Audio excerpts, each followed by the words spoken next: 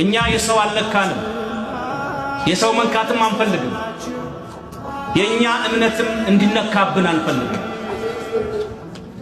ቁጭ ብለን ዝም ብለን ሲገሉን ለበጎ ነው እያልን መቀጠልም አንችልም። ግራህን ሲመጡ ቀኝህን ስጥ የሚለው ፍቅር ለሚገባው ነው። ገዳማት ሲወድሙ ካህናት፣ መነኮሳት፣ ምእመናን ሲጋዩ ሲቃጠሉ ሲታረዱ ቁጭ ብለን ለበጎ ነው እያልን አንሞትም። ከተዋህዶ በፊት እኛ መቅደም መቻል አለብን። አሁን ጊዜው የሰማዕትነት ነው። ራሳችንን በማናቸው መንገድ በምንችለው ሁሉ ለቤተ ክርስቲያን ድምፅ ለመሆን ለሃይማኖታችን ዋጋ ለመክፈል ተዘጋጅተን አለብን። የሚሰማችሁ ሁሉ ይህን መልእክት አዳርሱ። ኦርቶዶክስ ተዋህዶ ቤተ ክርስቲያን ትናንት ብዙ መከራዎችን አልፋ ለዚህ በቅታለች። ገዳማቶቿ የወደሙበት ጊዜ አለ።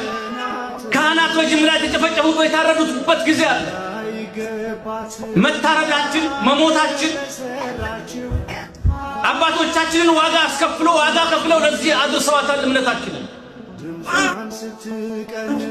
እኛ ደግሞ ዛሬ እዚህ ያለነው በዋጋ የመጣችን እምነት ዋጋ ካልከፈልን ለመጪው ትውልድ ልናስተላልፋት አንችልም።